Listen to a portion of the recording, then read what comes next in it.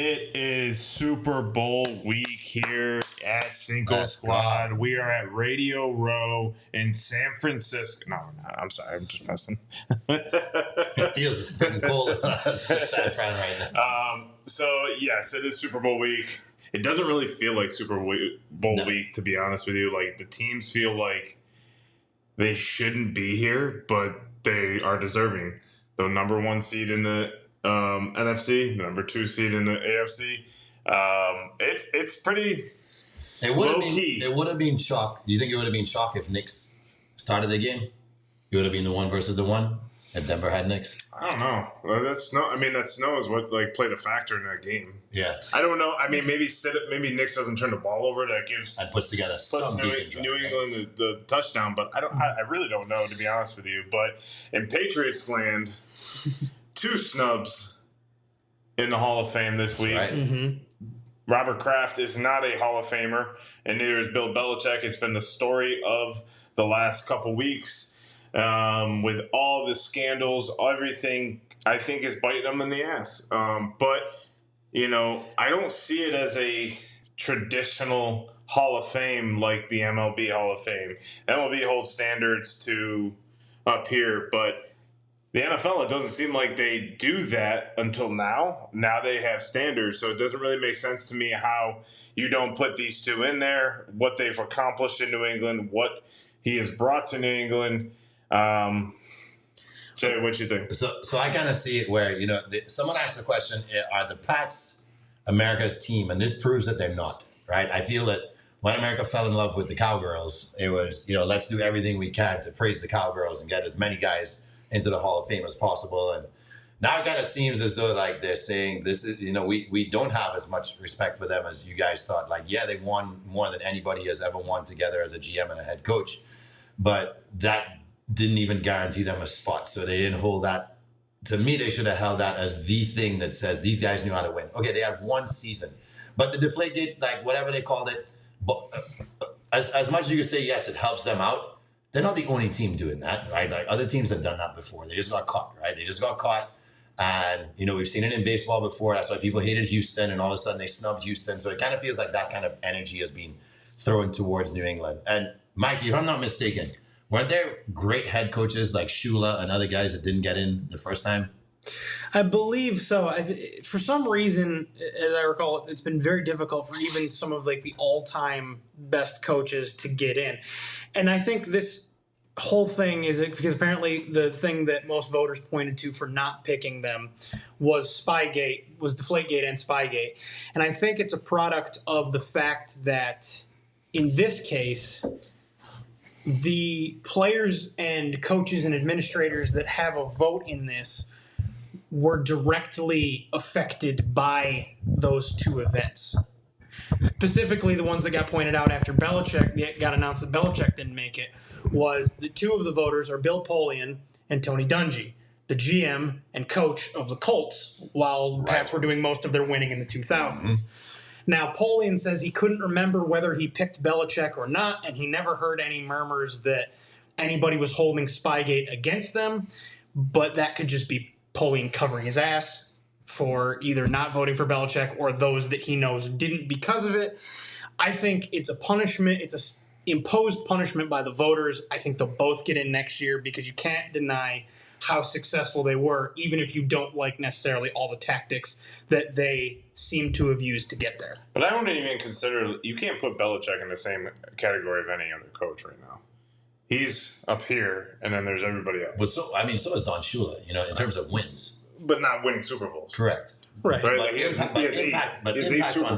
on the game. That's like saying Brady is the same thing as Marino. It's not. No, Marino's none. It's almost like saying Brady's the same thing as Pat right now. But that's what I'm saying. It's like you can't compare the 2 because they're great. Shula was a great coach, but Belichick actually finished across the finish line. Mm-hmm. Right? I don't know how many Shula won.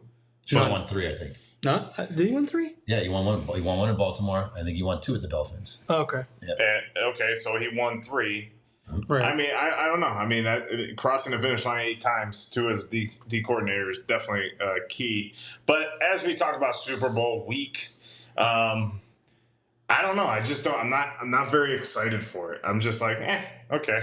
I actually forgot this yesterday. I was sitting there talking with Tina. I was like, "Oh shit, it's the Super Bowl Sunday." I forgot. Yeah.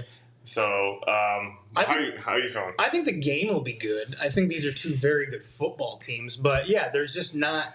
I don't know. I can't. There doesn't feel like there's a lot of hype around it. I still can't say that. I don't know if the Patriots are a very good football team. I'm sitting here thinking, like, are they a good football team? They have gotten, yes, they played the toughest defenses, but and now they play the toughest one. So, like, if they win, they literally took the hardest path to win. So how can we say they're not a good team? Because look at all the mistakes and opportunities that were in front of them. They had to play a backup quarterback in Jarrett Stidham. We just said that if they played Bo Nix, it's a different game, right? I know, but other than that, they played every other team at full strength. They played C.J. Stroud, who turned the ball over 5 times. But that's C.J. Stroud's fault, and that's to the credit of their defense forcing him to do that, right? Okay, but, I mean, some of them were just bad throws. Some of them were just fumbling the ball. Yeah. But, I mean, I just can't – I'm not – my head's not wrapped around this New England team and saying they're one of the top teams in the AFC. See, then the knock against them, the one I keep hearing, is not about their road through the playoffs.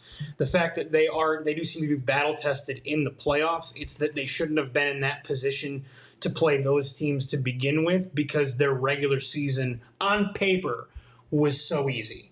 But I can't even do that because it's not like college where you make your schedule. I can't say that. I don't buy into that bullshit. I just can't buy into this team. But they do, based on your previous record the year before, create a strength of schedule where they said that both them and San Fran, and we spoke about this. But they have to play the specific divisions, and then they play the last place. The last like 4 or 3 games is decided by like what place you were there. So it's like 4 games. But the rest is already set. They like, okay, you're going to play the NFC South. You're going to play the NFC or AFC North. Like, you're going to play these teams. And, okay, yeah, well, they weren't as good. But, I mean, I can't control – the Patriots can't control that. So it's and they won. That's the important thing. Because they have a lot of teams that would have an easy schedule that won't show up, right? I get you. So they did what they had to do to get a home game. And they almost got 2 home games had it not been for a terrible call. We spoke about this a lot. So they put themselves in a position to pretty much host games to get to the Super Bowl, and they did the job on the road. So I don't think this is a team that deserves to be knocked because other teams didn't show up when they played them. They got better as the season went on. I think the biggest question mark now is you're going against the best football team defensively, and your quarterback has an injured shoulder. That does not smell like victory to me. Yeah, I mean, we'll see on Thursday when we get more into the Super Bowl because, obviously there's a lot of talk about it. So we're going to be coming to you with a lot of cool different questions. We had the Winter Classic here a couple days ago in Tampa Bay. Good what job, a show now. Tampa Bay. And speaking about Boston choking, they choked in the third period against the Lightning, and Lightning pulled out the win. Let's go Bolts. Let's go Bolts. Yeah, I mean, they took their foot off the gas, it seemed like. I mean, so the Lightning scored Brandon Hagel scores the fastest goal ever in an outdoor game in NHL history. And then Tampa doesn't score again until 3/4 of the way through the second period. Yep. But it's not, we always say, it's not how you start, it's how you finish. They score so many goals, they come back, tie the game after being down 5-1. They win in overtime, or win the shootout, I should say. They should have won in overtime a few times. But Boston just started taking terrible penalties. And then some I think people saw as like ticky-tack, but still, they got called. And you gave Tampa every opportunity to come back in that game. You can't say it was the weather. Because it was perfect Boston weather. Oh, yeah. I mean, it was. So it's not like the players were exhausted because it was too the weather is going to be. The weather was going to be what it was, right? Like, we didn't. You were going to be adapted to the elements either, but Tampa had to play in the same element. Correct. So it's like. No, what I'm trying to say is it would have been advantage Tampa if it was humid and it was like in the 60s. Because they don't play outside. It doesn't matter. They still play in the cold. No, it's where you live. Like, the Tampa players are used to this humidity. They're used to working out outside. Boston players aren't used to that shit, bro. It would have been advantage Tampa all the way if it was regular weather here, and as opposed to us being freaking colder than Alaska. So as I'm saying, Boston fans can't be like, oh, well, it was in Florida. Nah, shut up. You got beat in Boston weather. So looking at the Winter Classic and being at seeing the one in Miami, They need to stop doing it in baseball stadiums because that baseball stadium was shit. Mm. Like it was a good showdown and it was a good game. Obviously, Mikey's Rangers took the dub, but kind of fell off after that. But you don't think it should be in baseball stadiums? No, because you can't see. You can't see where you're going. You can't see when you're ice level. You can't. Like if you're in the outfield, it's like 100 yards away from you. Yeah. So at least a football stadium, it gave you a lot more better. Well, I can't speak tonight, but better views than you would at a baseball stadium because it's built that way, right? So you should be able to put it in football stadiums wherever you go from here on out. I mean, they keep saying they want to put it in Rogers Center, but just because they want to, it's right near like what's it called, the Space Needle, right there. Is that what it's called? Well, the Space Needle's in Seattle, but whatever. I don't. What it's like something tower, but yes, it looks like the Space Needle. The one in Toronto. Yeah. They want to put it in Toronto, like Maple Leafs, like Senators or Maple Leafs Canadians or whatever it might be. But I'm saying like they need to stop with the baseball stadiums and keep it with NFL or college stadiums because it just sits it better in an arena setting. I heard a lot of people that have gone to the game say they like the visibility they were able to see. Like you could sit up in the 300s and not feel like you're that far away. Like you could actually watch the game it was pretty good. And it's not like so. And you got two jumbotrons, right? You don't have two in a baseball stadium. Yep. And normally I would say, okay, well, Canadians are going to complain about that because they have, a limited number of stadiums comparatively, but it's not like they don't have football stadiums. They have an entire league.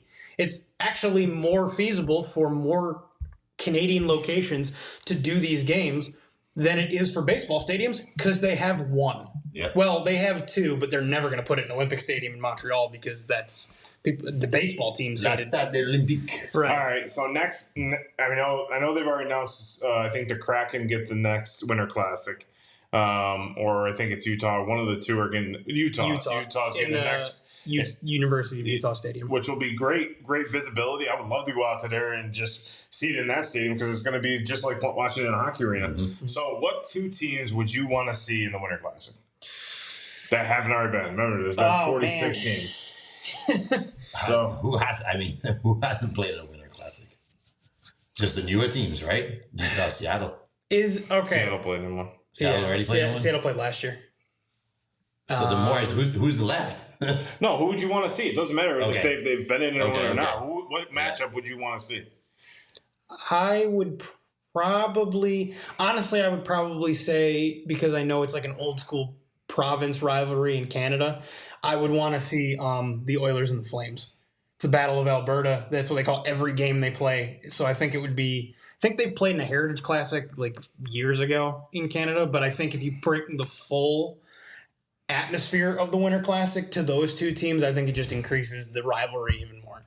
Let's bring back the Colorado Red Wings rivalry. Let's somehow figure out how to put this on Red Rock, make it the most magical one ever that people talk about. That's an amphitheater. Huh? That's an amphitheater. I'm saying, just figure it out. Just put it on the That stage. is close quarters. But move the stage and make a bigger space for the arena. I would like to see.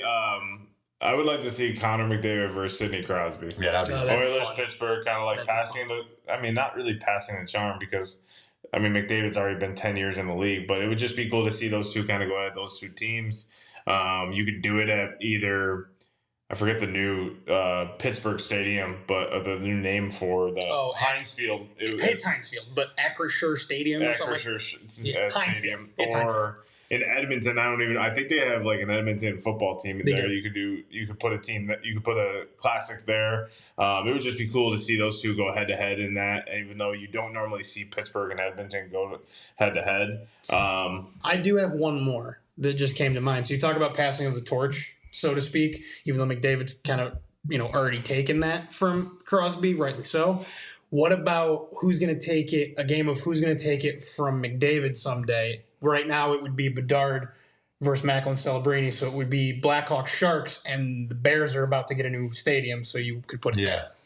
Yeah, I would like it at Soldier, though. I mean, that's the 5 years from now, right? Yeah, either way, you either put it at Soldier and it's very classic, or you put it at the new one to help. It's one of the big events that the new one. I'm saying next year. Next year, if you next year, I would be fine with putting that game at Soldier.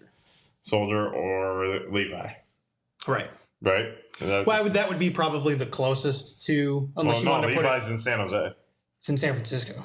It's in San Jose County. Oh, okay. It's So, like yeah, literally so that at works. the bottom of San Francisco. So that works. So, I mean, it would be right there. So, I would say that. But, yeah, it was great. It was a great outdoor game. I mean, I would have loved to go to it. But I think one thing that I've been really angry about lately is the ticket prices when you try to go to events anywhere, right? You're just pushing everybody out, right? And but this one's like different though. This one's a very exclusive once a year thing. So you're gonna jack it up. It's every year though. It's every year for the Super Bowl. It's every year for anything you want to do. You want to put, and every time someone says it's something special. It's this, that, and the other thing. Stop overcharging and stop. And you have the power to do so. There's a singer out there called his name is Noah Khan. I think everyone knows who he is.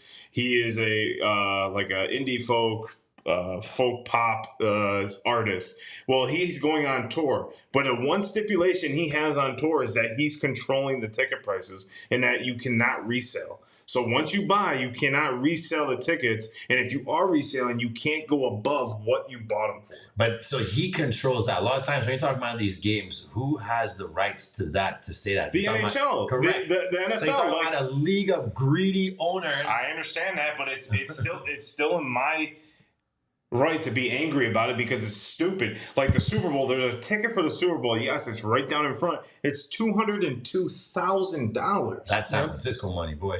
200, but it's any money. It's anywhere you go. Well, it's Vegas, it's LA, New Orleans. It would never be that price in New Orleans. Never. I mean, I never looked, but like, it doesn't matter. This still was in the $60,000 or $70,000 range, which is still absolutely ridiculous.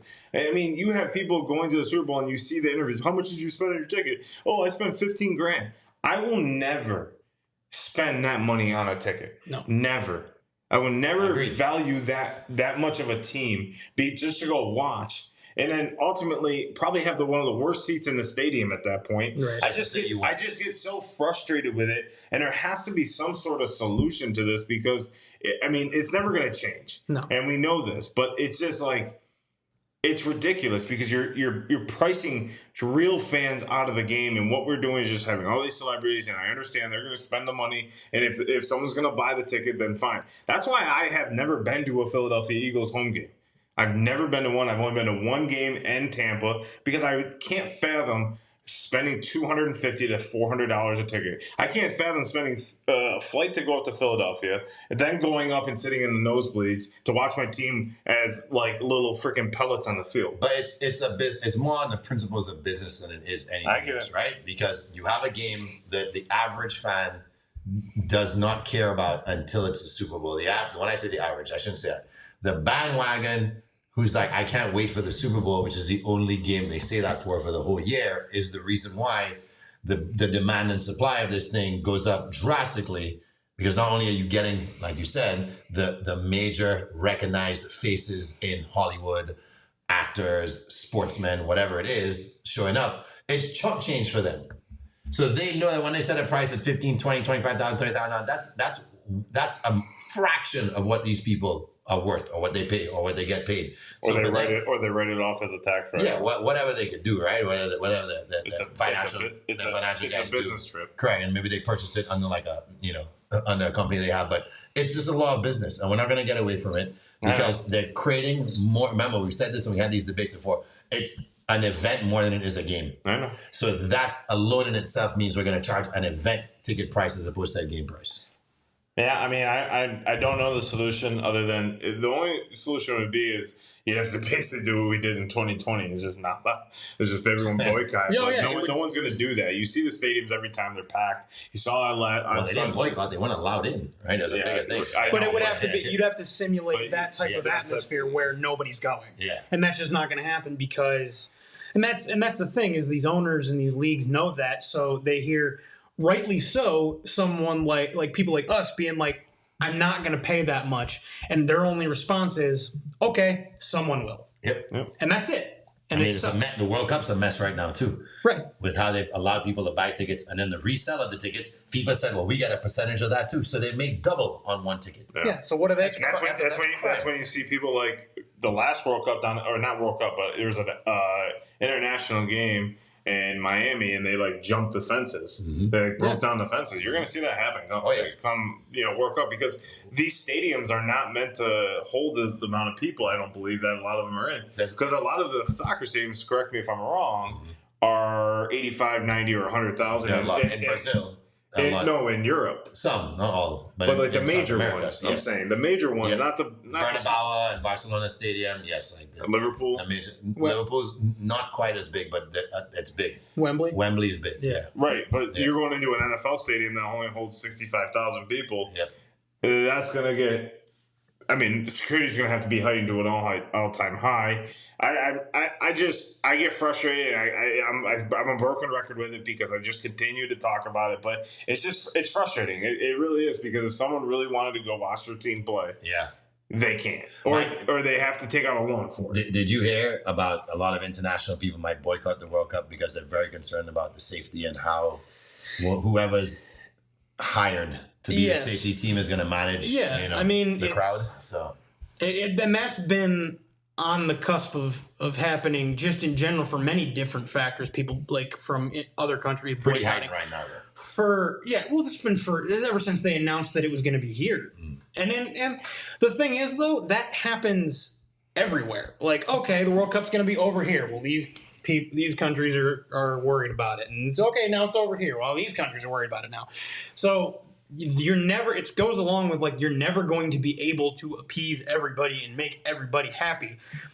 And that's where these organizations and teams and officials and executives and all of that disconnect themselves and go, well, fine, I'm just going to make my money somewhere, somehow. I know that, so I don't care. So speaking of disconnect, John, you have a couple of trade updates you want to talk to us about here? Yeah, the NBA is wheeling and dealing, boys and girls. Yeah, so the Cavs are opening up space to get James Harden massive contract to come in.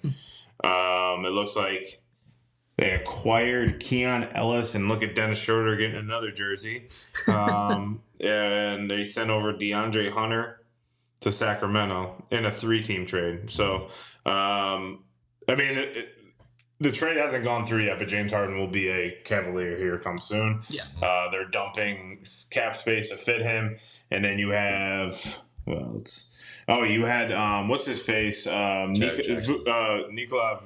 Vucevic. He's a Celtic now, which was a huge move for the Celtics in the way they're playing right now. They just needed another guy. Well, he replaces that void of Al Horford, right? Right. He gives that four. That 4-man, he allows Jaylen Brown. I mean, I'm surprised that Tatum isn't getting moved. And I'm saying that because the team is moving without him. And yes, adding him back to the roster is going to be great, but I think it just came in on ESPN saying that I think James Harden is a Cavalier now. Yeah. So I mean, it's a pretty lucrative time to be a Celtic fan, because it's like, do I get rid of Tatum, a great player in our history, or do I like keep him on the roster? But we know we can't afford to keep Brown and Tatum. The big blockbuster deal with the Jazz and the Grizzlies as well. So the Grizzlies are probably thinking they're moving on from Ja Morant. So they get that point guard of the future and Walter Clayton Jr. But surprise move, Memphis dumps Jared Jackson Jr. in Utah's lap right now. Utah looks good for the future. A lot of pieces. However, Memphis now stacked up 13 first-round picks over the next 6 years. Jeez. Only OKC and Brooklyn have more than them right now. It's a huge trade. It's Jared Jackson, Jack Landale, Vince Williams Jr., John Conker for Walton Clayton Jr., Kyle Anderson, Taylor Hendricks, George Niang, and 3 first-round picks in 27, 2 first-round picks in 27, and 1 in 2031. So that is a giant deal made between those two teams. And we know that none of them are really competing for the playoffs, but I'm surprised that Memphis moved on from Jared Jackson. I think they got called after that trade. It was labeled that after I saw it go through, rebuilding Grizzlies trade Jaren Jackson Jr. I had heard that he was going to get traded. I didn't think he would get traded the way it was sounding, that he'd get traded before Ja. But I can't imagine this doesn't mean, like you said, that Ja isn't being moved at some point before Thursday. Yeah, I don't see it. Good on the Jazz. I guess going for it in a way or building up. Wouldn't that be the perfect guy for the Lakers? You can't play any defense. He's a former defensive player of the year. Jaren Jackson. Yeah, but I just don't think they have. But what I was going to say, they don't have those They don't pieces. have what the Grizzlies want. Not unless they included Austin Reeves, which I don't think they want to do in that deal. Yeah. Now, underrated kind of pickups. Interesting new backcourt in Chicago. Yes. Jaden Ivey, who, barring more injuries, has a super high ceiling as far as potential, and Anthony Simons, who developed really well with Portland, didn't really seem to fit Boston, I guess, and so they've been trying to find a place for him. I think that's an interesting little future backcourt for Chicago that might not look great right now, but give it 2 years, and they might be a very underrated duo. Yeah. Yeah, I mean, Chicago just seems like they're in this ever-loving spin of players. They had this European kid that's they can't seem to get there.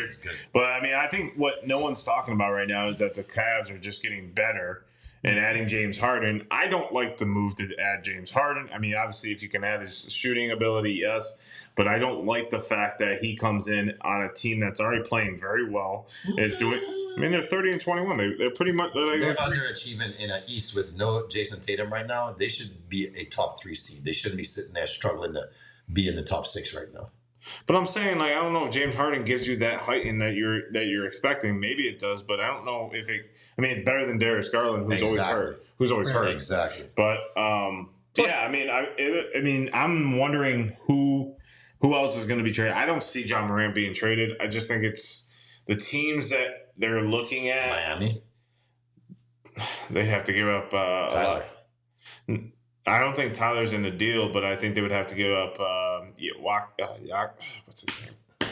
What's his name? Jaquez, whatever. Yeah. Oh yeah, Jaime Jaquez. Jaime Jaquez. Yeah. So that would be one of the people. But yeah, I'm not sure. I'm not sure if Miami. I hope Miami doesn't for my sake. But there's the major domino everybody's waiting for, which is Giannis. Yep. It from everything that's being said by Shams and stuff, he's being moved.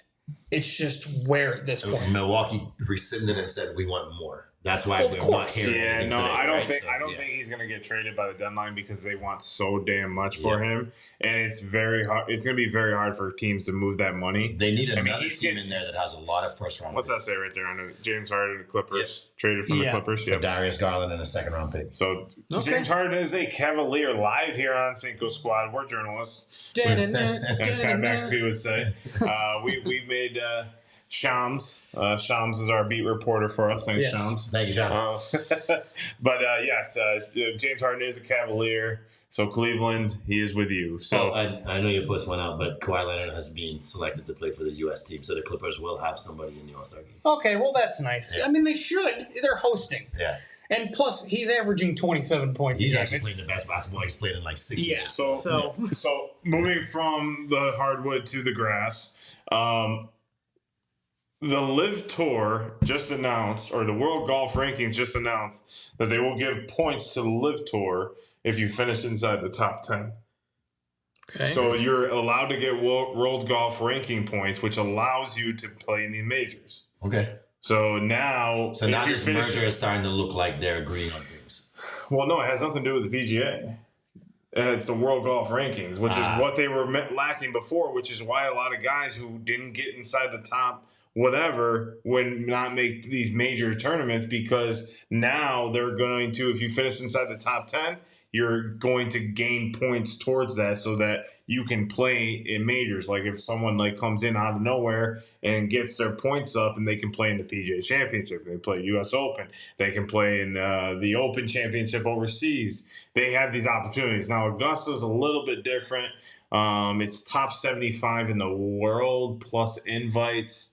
Or something like that. Yes. All former champs. And any former champ of all time. You know what I mean? Freddie Couples was playing until just a couple of years ago. So I think he's actually still playing too. This was the last one last year. Yeah. This is the last one. Okay. So that's huge for Live Golf, but you just lost one of your big stars, and that everyone everyone kept reading. It's like, oh well, Liv had to do something. Liv didn't do anything. They were just been begging the world golf rankings to give us some points. Like give me something, to tell. Yeah, money talks, right? But that is big for Liv Golf, and that keeps John Rahm, that keeps potentially Bryson DeChambeau. But Liv has changed their format. Liv is now a 72-hole match, not a 54-hole. So does the Liv even make sense? No, it does not. I mean, you're playing for all this money, and it's a failing organization from what I've seen, from what I've read. It's not doing well ratings wise on TV because obviously it's not on the big networks. But getting Brooks back to the PGA was huge. And then Patrick Reed in 2027 will be in the PGA again. I mean, I'm not too happy about that. They can keep him. But what are your thoughts on the PGA Liv? I know you don't watch a lot of golf, but Mike, go ahead. It doesn't necessarily. Don't fake it. All I'm going to say more is that it just seems like a desperation move by Liv right now to try and do anything to stay relevant. But it has nothing to do with Liv. That's the thing. It's like Liv doesn't control the world golf rankings. No, but it's a desperate move. Yeah. They paid somebody under the table to agree to it. Like, we know these things don't just happen because you shake hands and now you agree to it, right? So it was a desperate move. They put their money, where their mouth was, and whoever's involved to make that decision said yes, and we know why they said yes. Yeah, and I know the initial thing is the thought is like, oh, merger. It's not necessarily a merger because Liv has slowly but surely turned itself. I mean, good for them. They tried to be different. They tried to give that alternative. It didn't really work, and now they're just conforming to become like PGA Light, where there's anybody that's not in the PGA but should be is here. Right, exactly. It's PGA. It's PGA Light. It's PGA Zero Sugar. Every band sponsor should be a light, man. Light, exactly. Real man, freedom. Now here's to you, Liv Golf League. Heineken, zero alcohol. Zero alcohol. 0.0. Yes, Liv is the O'Douls of golf leagues. No, it's just like, hey, and you know what? You golfers in Liv that want to still fight the PGA system, good for you. Now you get to play in the majors because with all of the guys slowly finish inside the top. Well, my thing is, you've got some of Liv's best golfers going back to PGA right now, which lessens the field and lessens the difficulty for those that are top end that left PGA to get into the top 10. So you get to play in your majors and buck the system for all of your money. So best of both worlds. Liv is just like the AAA at this point, I guess, AAA. Or the alternate independent league of the PGA Tour. So good for you. Well, as Taylor Gooch says, when he left, that's why Rory had success. So, 100% Taylor. No, 100%. Rory wouldn't have done anything if you didn't leave. So yes, I mean, Liv Golf. Congrats on the huge news here today. The men's college ranking. We got to talk some college basketball as we come into. I mean, don't have a team at this point because Syracuse is going to be most likely letting go of Autry at the end of the year. They have lost 5 in a row, and it's not looking good for Syracuse. But how's your Wildcats doing over there, mister? Well, we can celebrate a victory against former coach John Calipari. And way to go, ladies. It was a sweep of the Razorbacks over the weekend. We've been pretty good in the last 7 games. We won 6 of the last 7. Let's not talk about what happened in Vanderbilt. But let's also talk about the fact that Vanderbilt's sitting on top of the SEC right now, post Jerry Stackhouse, which means they probably made the right move. Coach obviously had relationships to bring in players who fit his system there. We know it's one of the worst courts in America. It's a stupid fucking elevated court. But that's about all the love I'm going to give to Vanderbilt. That's all I'm going to give to Vandy here. Way to go. You crushed us. Tournament run, though. Right, you crushed us, so way to go. But here's a team nobody's talking about right now. The St. Louis Salukis. They look pretty damn good right now. The Billikens, sorry. They look so freaking good right now. Sorry. Salukis? Yes. There is a team. I forget who it is, but there is a Salukis. Yeah, it's a Salukis Hold on. team. Yeah, sorry, the Billikens. Yeah. Hold on. Sorry, guys. I'm sorry I butchered who you are. I just know you have a devil on your jersey and it looks pretty good. I'd buy your merch. I'd probably wear your hat too. So, anyways, let's talk about St. Louis for a second here. They got this kid named Trey Green who is playing lights out right now. We know about their big man from last year. Who is it? The Larry Bird guy that moves like in slow-mo like Dirk Nowitzki with the glasses. Avila? Yeah, I think it's Avila. They say they're one of the most entertaining teams to watch right now that nobody knows about. So tonight they're actually playing at. By the way, they're won 15 in a row. So this team's on fire right now. They're playing Davidson tonight, former team of number 30. None other than Steph Curry. Swish. The greatest shooter God ever Of created. all time. So St. Louis coming in ranked 19, 21-1, won their last 15. And maybe it's worth a watch if we can get that. It's a 9 o'clock game. And if you guys do watch them, let us know how exciting they really are. Because there are certain people hyping up this team as the team that might be that 4 seed or a 5 seed. They can scare the shit out of a number 1. They're basically the Dayton of Obi Toppin's year when he got gypped of going to the tournament in 2020. Remember? Dayton was undefeated. Obi Toppin was like, the number 1 pick or something like that. And he was up there. He was definitely at the top of the ranks of picks, but he was like the player of the year. He was out of Dayton. Like he was. Did he get hurt? Isn't that why they didn't go? No, they didn't go because of COVID. They lost. Oh, yeah. COVID ended their season. They were number 2 team in the country. That's right. Yep. So St. Louis has that same type of mentality. Wasn't Florida State? That was the one team that everybody thought Florida State was going to win that year. No. Florida State was having a great year that year. They were having a great year. I don't think that was the year that a lot of people were picking them, though. A lot of people were picking Dayton. Mm-hmm. A lot of people were picking Dayton. I think a lot of people were thinking Florida State, too. Maybe one in John's corner can remember that because I know there's some recollection there. Oh, yeah. Florida State was having a good year, 26-5. Yep. So they were number 4 in the country, and Dayton was number 3. But what I was talking to someone the other day about was the SEC and how dominant they are, and they're like, I don't know how dominant they really are. I mean, hey, you guys might get 13 teams in the tournament this year, but get none to the Final Four. Correct. You're like the Big East of like you've taken the reins of the Big East. So, I mean, is the SEC now the premier conference, or are we looking elsewhere? No, it's the Big 12 this year. I was going to say that. No, just in general, like. You have 13 teams that can make the tournament right now. So the SEC went ahead and invested heavily in coaches that can take the conference to that level and make it the premier conference that a lot of top-tier transfers want to play for. The Big 12, to me, is still the most competitive conference in America. And that's because Kansas has never had a bad year in the South. Texas Tech is heavily invested in their athletic program. We know this based on private equity and investing that's gone on there. Texas, who moved out and is now in the SEC, has somewhat not really done well. They've done so much better when they're in the Big 12, surprisingly. Baylor's kind of down, but there's a lot of good teams. BYU, we know with the bouncer. There's a lot of competitive teams in the Big 12 that they're saying can not just make the tournament, but make deep runs in the tournament. And that was the SEC last year, right? So I think it's a flip-flop of conferences. You think the same? Yeah, absolutely. I was going to say the one conference I think people aren't paying enough attention to is the Big 12. So as the current rankings, they have 1, 7, 8, 11, 13, and 16. And the unranked team that is somehow unranked is the UCF Knights down here in Florida. Who just had a big win. Who just had a big win over Texas Tech and has beat Kansas. That's right. And they're not ranked despite being actually ahead in the standings right now from Texas Tech and BYU. So I really feel like the Big 12 is about to be that conference that does get at least like 4 or 5 teams in the Elite Eight or something crazy. It is the most competitive. Kansas is looking scary. Huh? I mean, not to toot our own horn, but the ACC has 10 teams that could make the tournament right now. I mean, you have Cal, SMU, you have Virginia Tech, both at 16. All 3 of them had 16 wins. You have Louisville, who's number 24, has had a great year, has had some tough losses. I think they lost to Duke.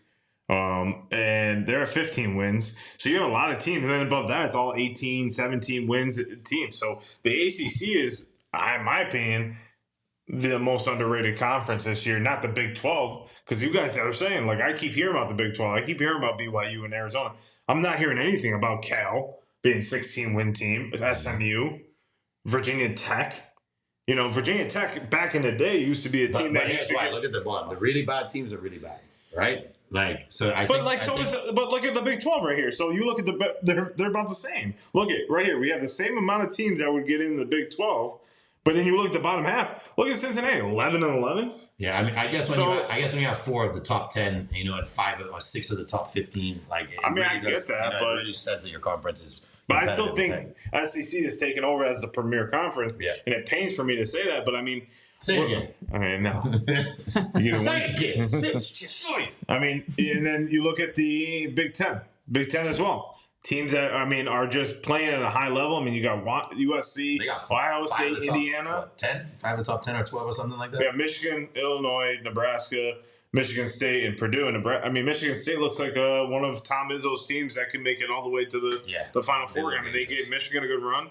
I mean, Michigan has one loss. I mean, Nebraska now has two in a row they've lost. So, I mean, it's going to be a dogfight. It's going to be hard for a lot of these smaller conference teams to get multiple teams in now this year, I think. That's what I'm saying about this. I mean, if you have 10 in the ACC, 10 in the SEC, or 13 in the SEC, that's 23. They have 10. 13, but maybe 11. I mean, if they continue the way they're doing, it goes to the show, like, who are the 68 best teams in the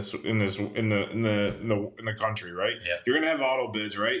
That's what, like 20? 32 auto bids. So that's already half the field, right? So you have to, I mean, I don't know. It's going to be tough. It's going to be a lot tougher than I think you guys are giving it credit to for like the Big Ten and the ACC versus the Big 12 in the SEC. So, I mean, I guess we'll see here in a couple weeks because, I mean, we got March Madness rolling right around the corner. That's right.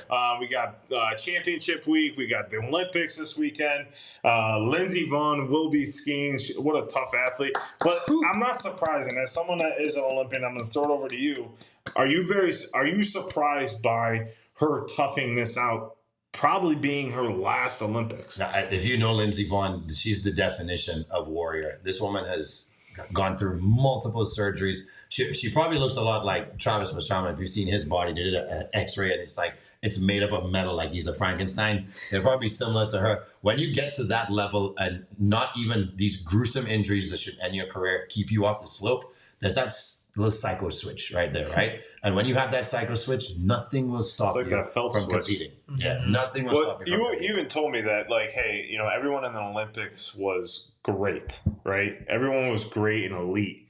And then you have elite guys like right here, but then you had guys like Phelps and Lindsey Vonn up here. Right, like you had them in this category where there is no definition of what they are. They're just like, I think a perfect definition: psychopaths, because they are just psycho in their sports, and they go to another level that no one else can go to. And for her to compete, this could be her last one, right? Why not go out and just say, screw it, I'm gonna go put a brace on and go do what I got to do. Oh, yeah. So hopefully she comes home with a medal. That would be super impressive. So, but we got more Super Bowl talk here on Thursday. Make sure you guys are tuning in to the socials at Cinco Squad Pod 05.